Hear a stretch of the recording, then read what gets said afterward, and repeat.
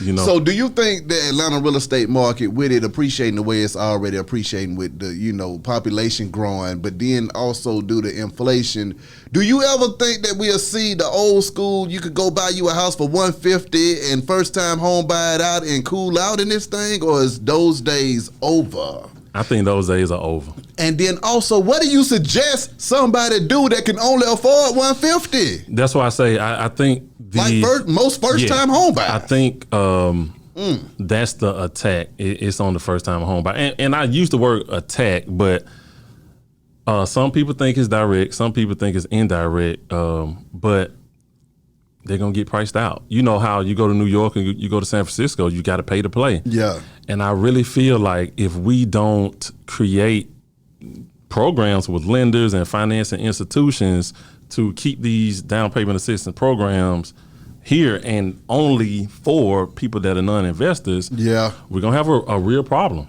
Okay, so now this is my new question. Back in the day, it was always smarter to buy than to rent. What's the situation now? It's still better to buy because let's talk about the rental market. So if you're paying $2,000 a month times 12, that's $24K. Yeah. To pay to somebody else. Let's say $25K times 4, that's $100,000. Yeah. After taxes.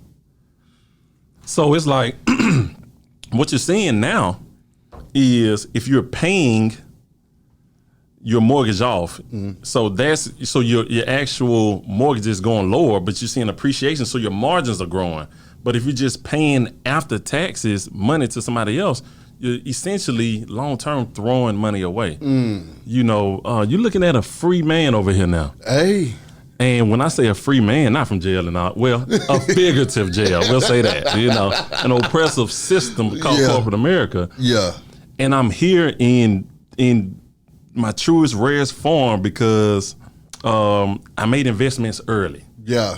And the appreciation from those investments made me realize, like, why am I holding on to, a few grand? They say 100,000 on paper, but how much am I really seeing after taxes? What I'm seeing is so many of us are paying after tax money and losing all of the benefits of having a home. Yeah. You see what I'm saying? So, and the rental market actually goes up 10% every year. So the people that were paying $1,400 back in 2019, they're looking at $2,000 now.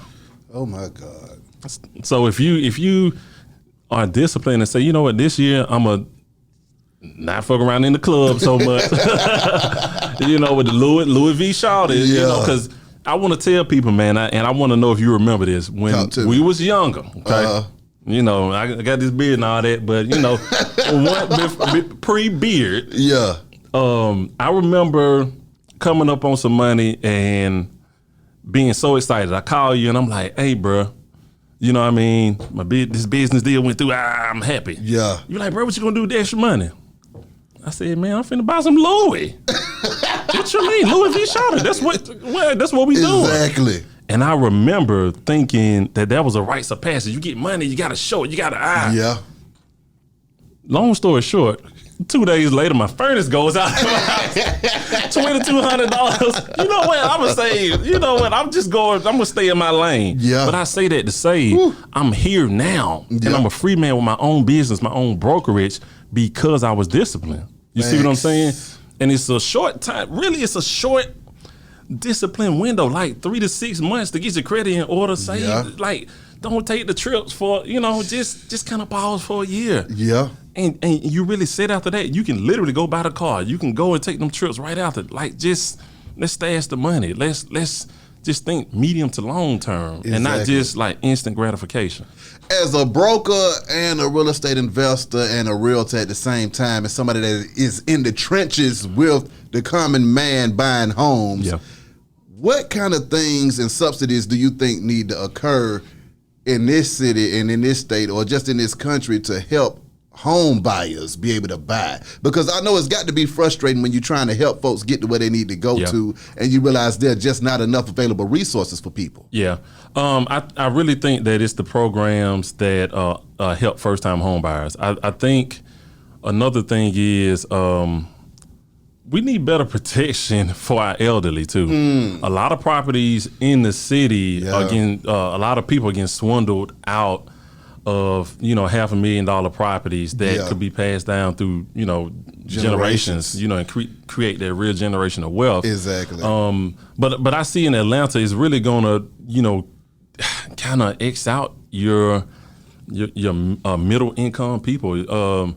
It's really gonna be, you either got it, the have or the have-nots. And I really feel like if we had some programs, and also if we had more programs for Black businesses, and I'm gonna say Black businesses and not minorities, because I want us as a community to really watch how we use that word. Yeah. And I'm gonna talk about two different things. Come on with One is my oldest child who's 7. It's Black History Month. He learned about Jim Crow.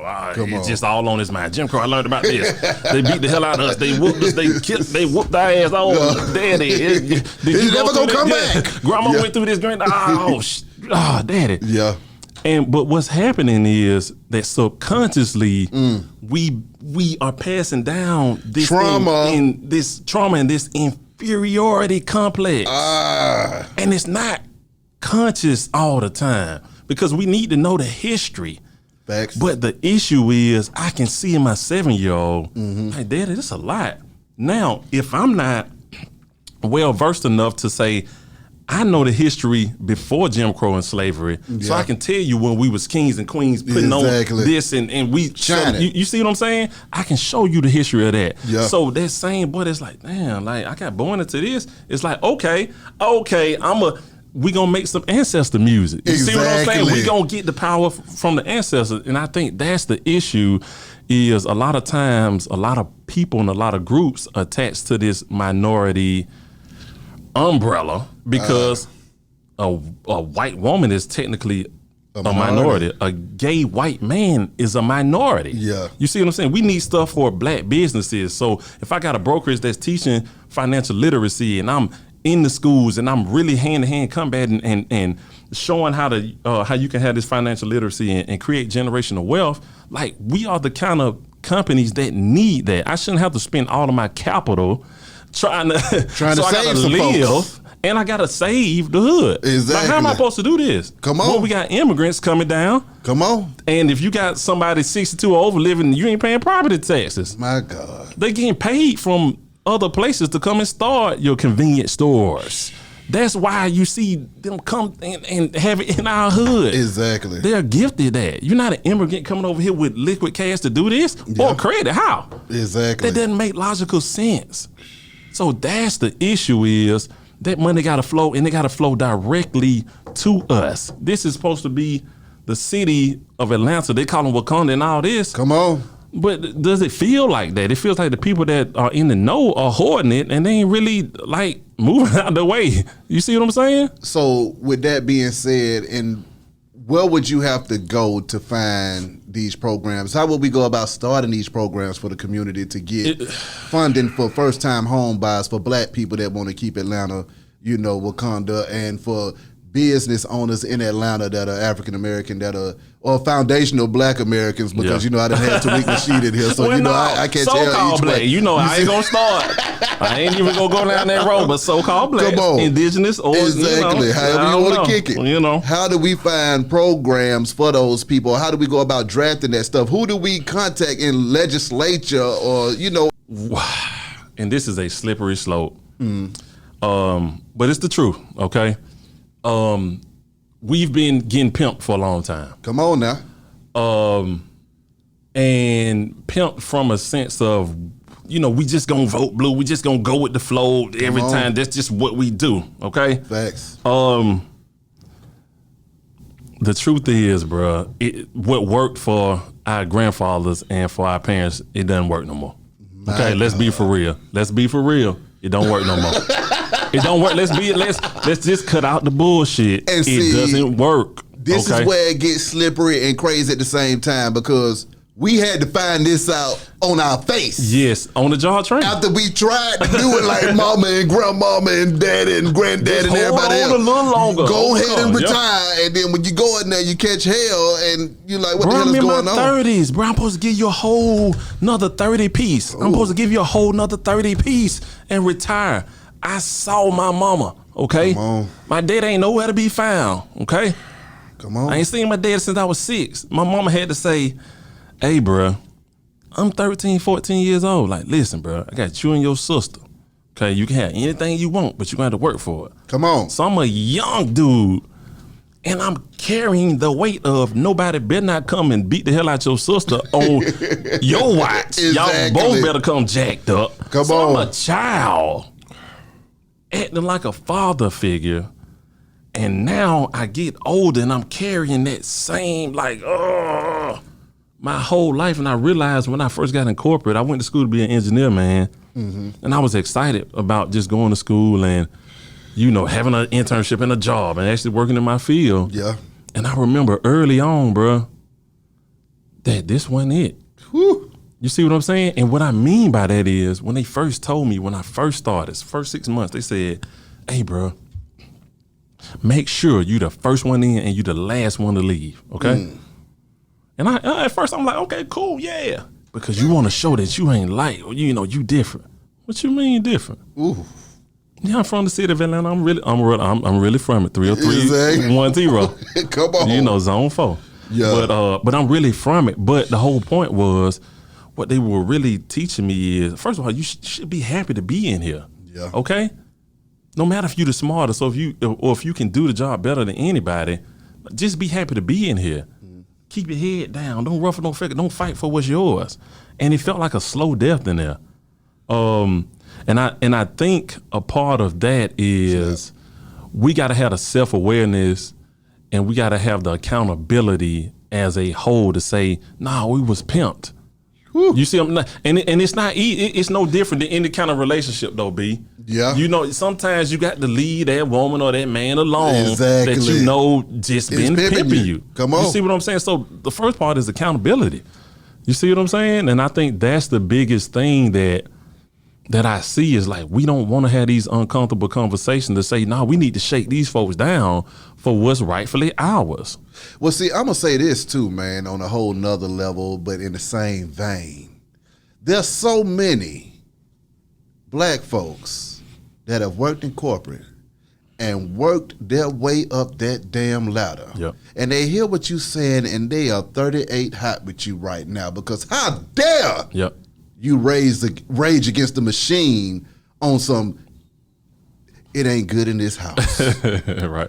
It ain't good in this house. It ain't good in this house. You see what I'm saying? Right. How dare you act like it ain't good in this house? You know it's good. You see what I'm saying? Yeah.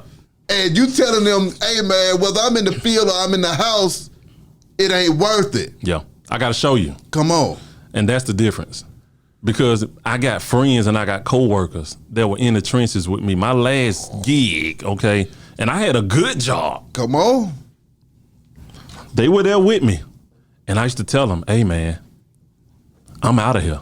And they're like, oh, you ain't finna leave the grave train. Why you crazy as hell? Why the fuck you talking about? You ain't finna leave the grave train. Come on. Bro, I'm out of here. And I'm going to get out of here before 40. Now, I didn't have it all together. I didn't know really how. I had an idea. Yeah. But I didn't really know how. But what happened was the Most High showed me what it meant to climb up that corporate ladder. And so this low haircut, wave head, bearded man that you see couldn't be appreciated there. This beard was said to be dirty. It was said to be, it makes you seem aggressive. So you can only imagine what this shit. Oh, come on. So if we know by nature and by law, okay, that this curly hair and the coils in this hair preserves the energy from the sun, from the creator. Come on. And it's kind of like not just our badge of honor. It literally, scientifically stores the energy. Come on. You want me to cut all my good shit out? Yeah. to placate, just to say, hey, if you look the part, you got a chance. Not you gonna get it. Oh yeah, you got a chance, bruh. Let me tell you something. Anything I did after high school, I was ahead of the curve. That's right. And what I mean by it is, my mom was just trying to make sure I graduated and wasn't dead or in jail for real. For real. Now I knew I was going to. Yeah. Well, I mean, you see what I'm saying? What you talking about? And the thing about it, when we used to have them conversations, it's like, this is what we got to worry about. Hey, don't wear that do-rag out. I know you're trying to keep your waves flat, bro. Exactly. I know you're trying to keep the wave flat, but don't wear that do-rag out. Hey, y'all ride 2 different cars. Don't ride 4 deep. When y'all go to that east side with that Fulton County tag on to holler at your other friend, y'all be careful out there. Come on. You see what I'm saying? If y'all putting that stuff in the air, exactly. you're going to lose your scholarship. Those are the conversations oh my God. that we was having. You, you see what I'm saying? So it's like, how in the hell can I sit up here and placate when I saw my mama die in a hospital at 65, right when she retired? And I'm supposed to sit up here and play. No, I gotta put this on my chest. Come on. I gotta put my name gotta mean something. Cause the blood's still running in me. This DNA is in me. Exactly.